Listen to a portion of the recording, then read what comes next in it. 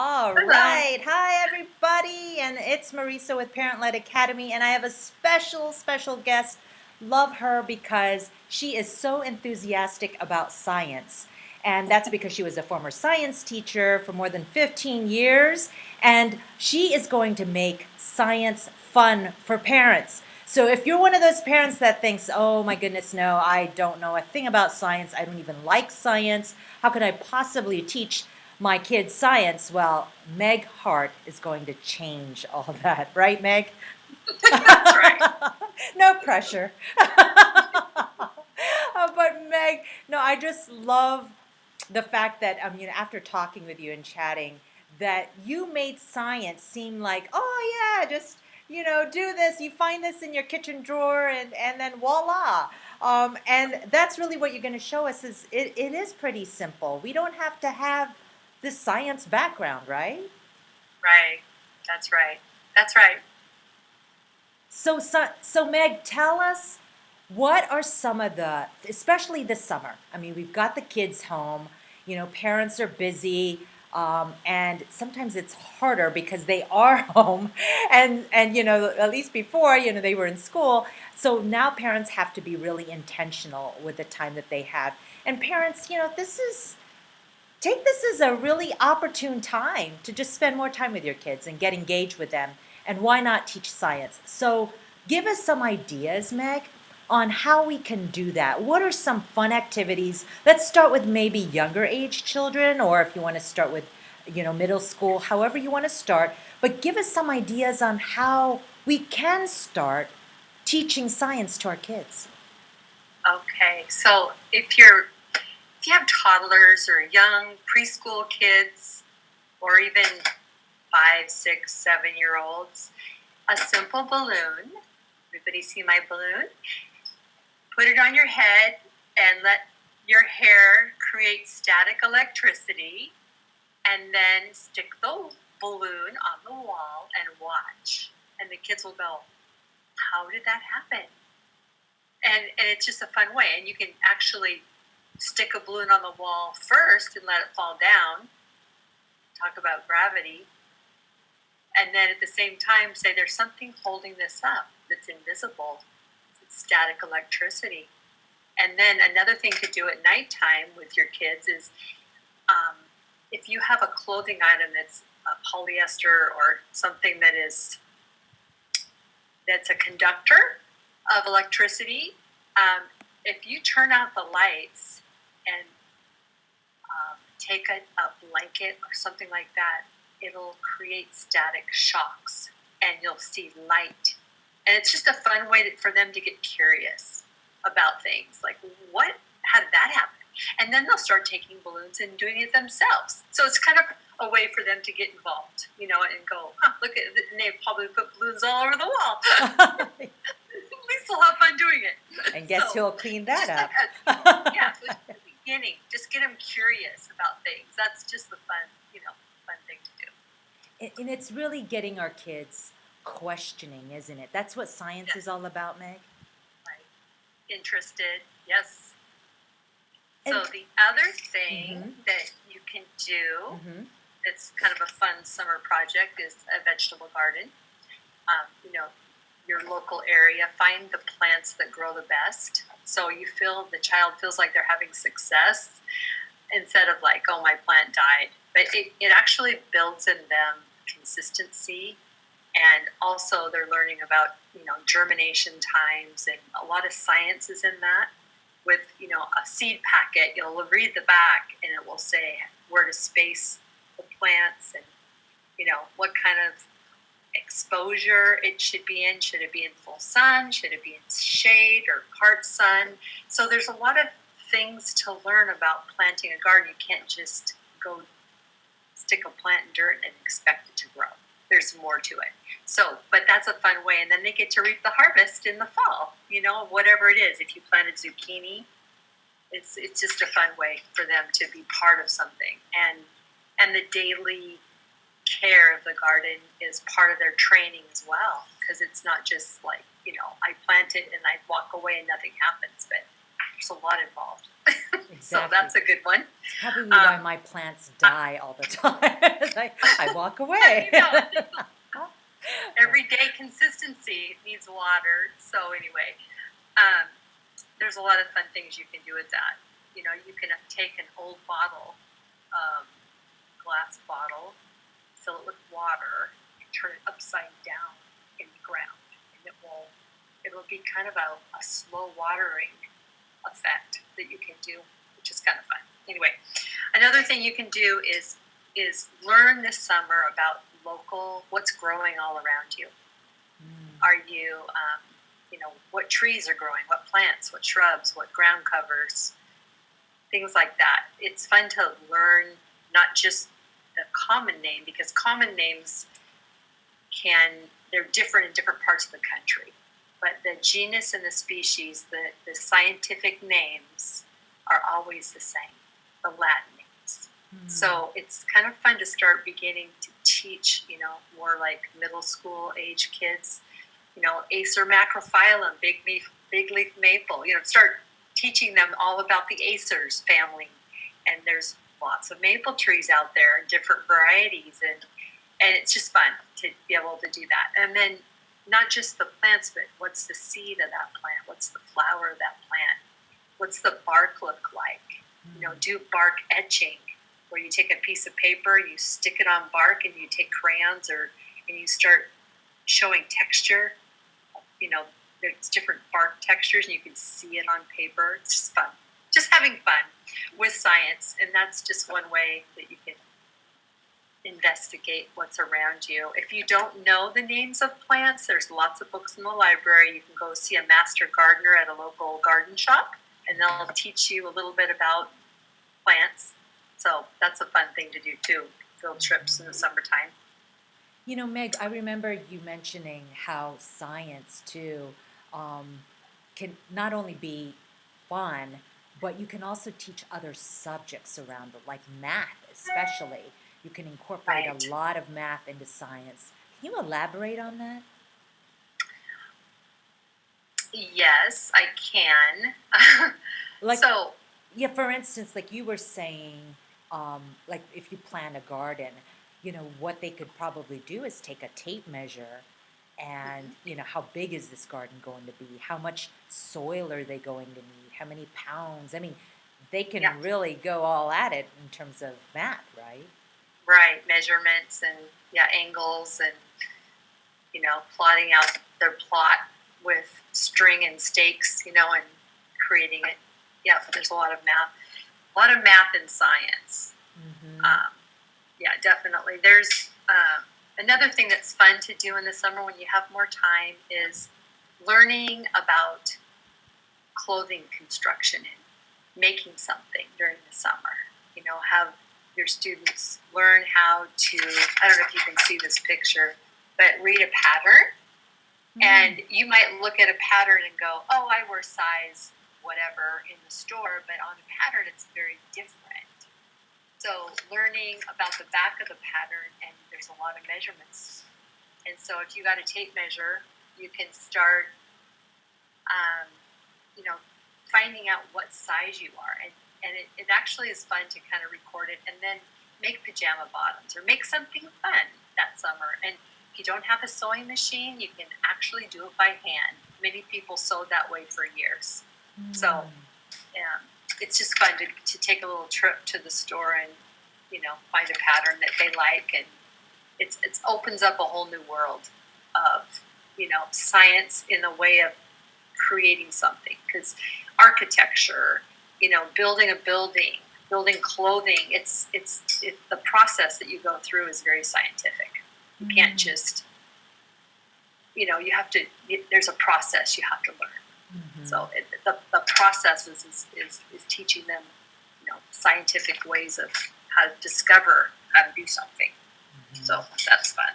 I love that. I And love the fact that we're going back to those activities that, my mom did with me and my mom's mom and et cetera, rather than just technology all the time, which our kids seem to be really mesmerized by. And that's what we're fighting against. right, yeah. Another thing to do with older kids, maybe, you know, even high school kids, it's not, or, upper junior high age, is get an elevation map. And there are elevation rings that you'll see on a topography map. And a map is flat, but those rings are actually telling an elevation change. And so you could create an elevation of a mountain that's in your area by looking at those rings. And I can remember as a kid, my dad is a credible engineer, scientist guy, loved to teach us. And he wasn't a civil engineer. And he took the elevation of Mount Rainier, Washington State, and began to take the biggest ring on that paper, on that map, and cut a piece of cardstock in that shape. And then took the next ring and cut a piece of cardstock in that shape, the next ring in, until you got to the very tip of the mountain. And when you were all done laying those papers on top of each other, you had Mount Rainier. And then we painted it, and it looked just like Mount Rainier. And it was just the funniest, fun thing, and we still have it today. I mean, it's like my sister has it, this elevation. So it did take time. It took a lot of planning and looking at the map and, tracing it in a window where you have light, the ring on a piece of paper, and then cutting that out. It's not a hard project. You need paper and glue and an elevation map, and you can have a lot of fun. That's the thing about science, I think, Meg, is that it is a project. Typically, you start with A, and then maybe it takes a lot to get to Z. But that's Yes. the beauty of science, right? Is like you said, the process, the steps, and Yep. and the learning that happens along the way. Tell us about that. Well, do you mean it as far as like how it applies to, like we're curious about things, or we can describe materials that we're going to use to investigate? I think with any subject around learning science, there are tools that you're going to be using. In sewing, what are all the tools that you're going to need when you're sewing something? You're going to need a tape measure. You're going to need scissors. I mean, all the different pieces and parts. You're going to need a seam ripper because you're going to make a mistake. And it's Yes. okay. Anyway, it's just all part of it. So, yeah, just learning the processes. I can remember going for a walk, and we would just point out plants, and we'd start saying the names, and pretty soon the kids got to know all the plants that are growing around our area. And it doesn't have to be hard. It's just, or maybe they'll collect a leaf along the walk, and then they'll go get a book, and they'll try to figure out what is that plant. So then there's a discovery going on of research. I picked a pine cone up, and I picked a leaf from this tree, and then I have to go find it in a book. And there's lots of plant books. So it's just a fun way to discover. I love that. I love that because of its simplicity. That is something that we as parents could do like right now. Mm-hmm. Just go outside and take a walk, Yep. like a nature walk with our kids. It's that Yep. simple. Mm-hmm. That's Yep. awesome. Um, Anything Yes. else that will inspire parents to do science with their kids? I think you think about when you play with your children and you're doing something with them. You are beginning to see who they are and what interests them. And that discovery of figuring out, what is their bents? What do they love to do? And if you give them experiences, different ones that they're not used to, you're going to start discovering a little bit more about your kids, which I think it's so neat to see. Every day when we're doing something with our kids, we're finding out who they are and their careers. and things like that. So I don't know. It's just fun to be able to spend time with our kids and discovering. I you know even if it's just a little bit. I know sometimes we get so busy in our lives, and we all have a great need to be loved and have that time spent with our parents.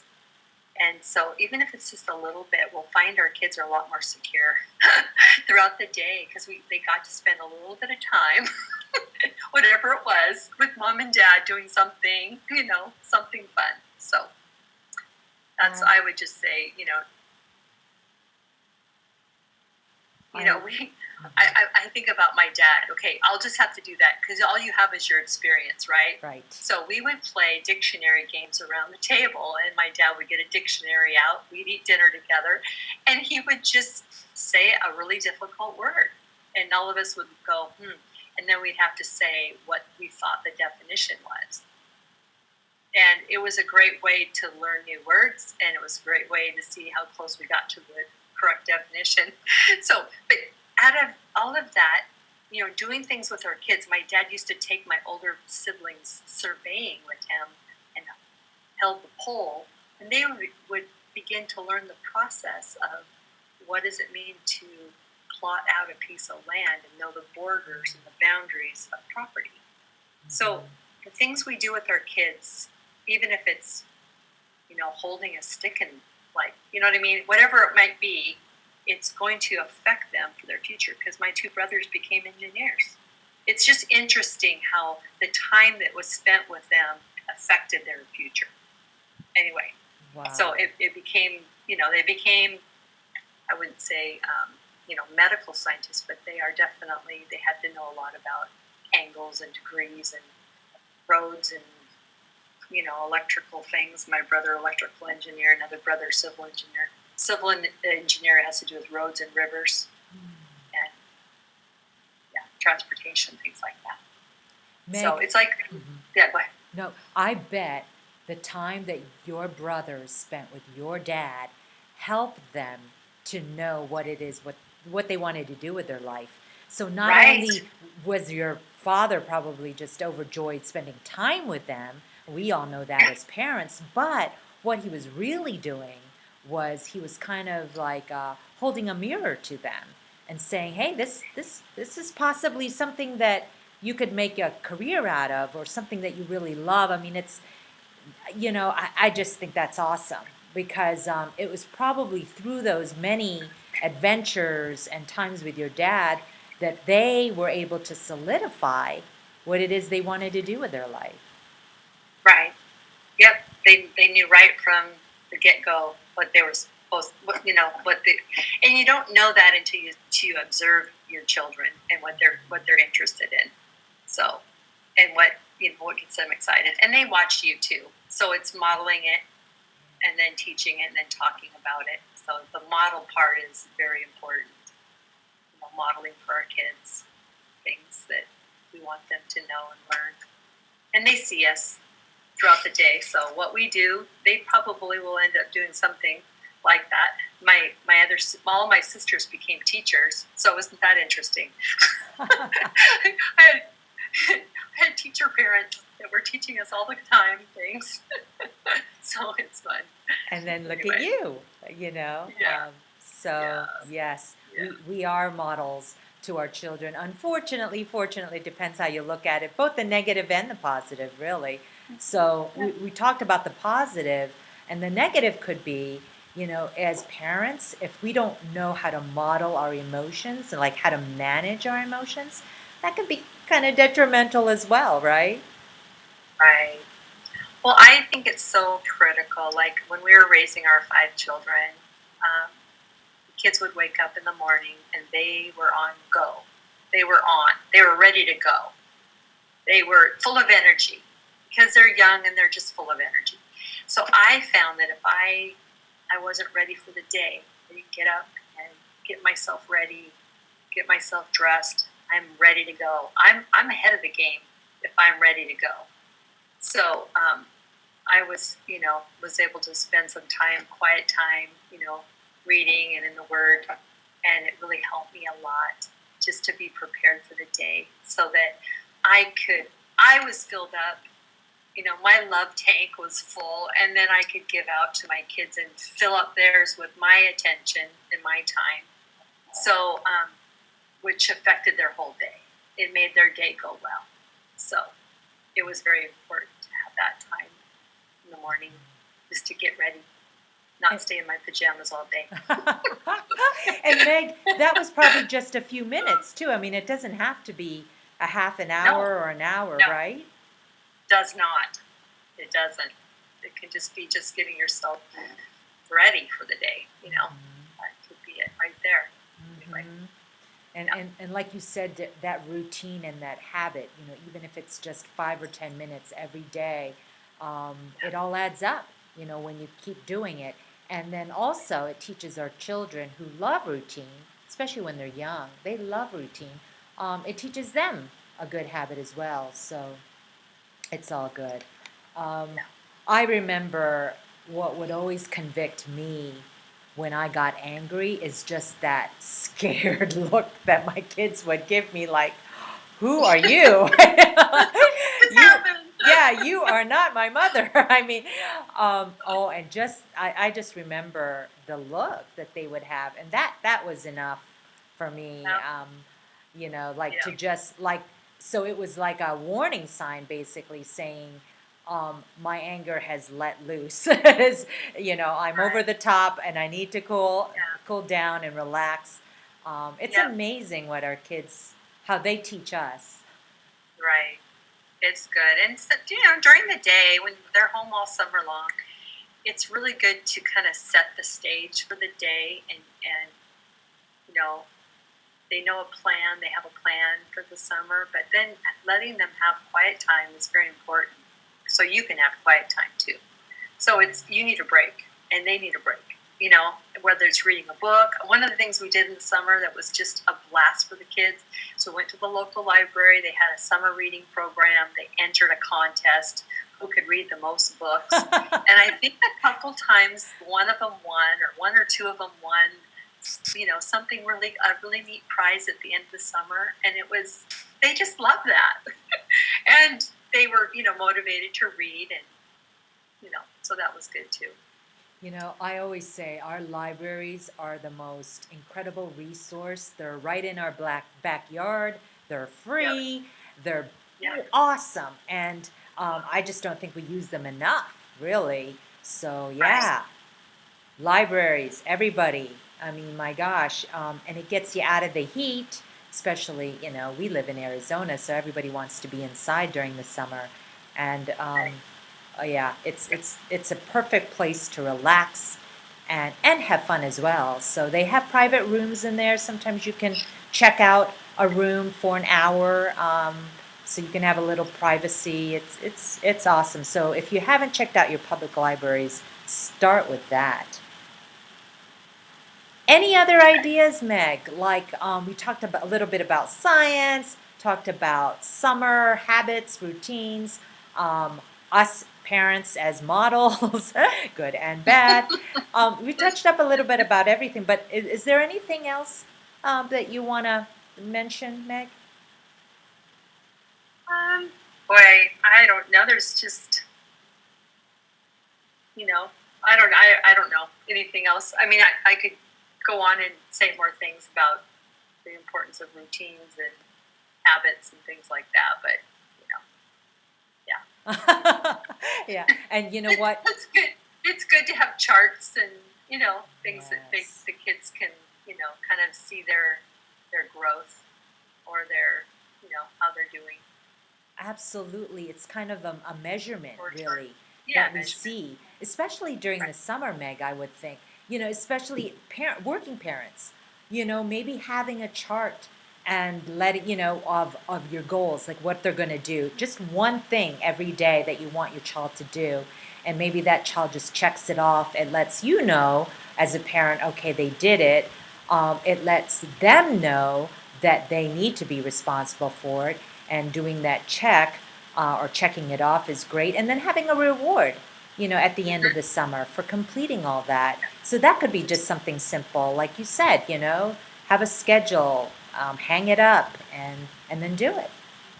Yep, that's great. Yeah, that's important. Hmm. One of the things the kids love to do in the summer is they get all the kids in the neighborhood and they would all come up with a really fun play drama, and all the parents would come out in the yard and the kids would perform whatever they came up with, and we had like it was a live production. And the kids loved it, so that was fun. Oh, You know, you just remember things that you did. I mean, we went to the appliance store and got giant boxes, like refrigerator boxes, and we made a village, or actually a little city in our yard with these boxes, and cut doors and windows, and we had a bank, and we had a pet store. What was important to our kids? An athletic store or athletic club. I mean, just the things you say. Well, what do you want to, what do you want your building to be? And then you start seeing more of the kids' events come out. One of them wanted to be a banker. One of them wanted to have Costco.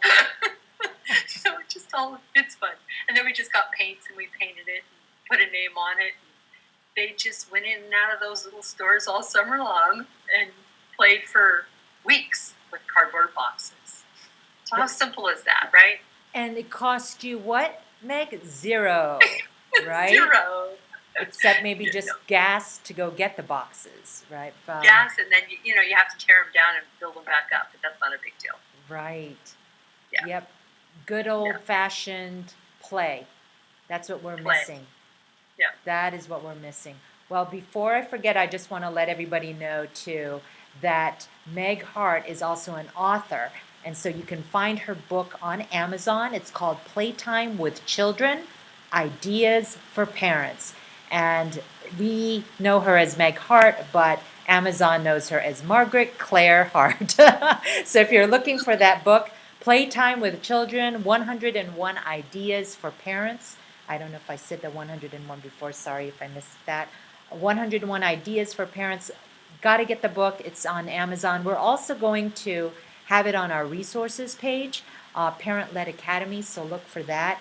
Meg, thank you so much for motivating us to get in there and get engaged with our kids, and especially in science. Such a great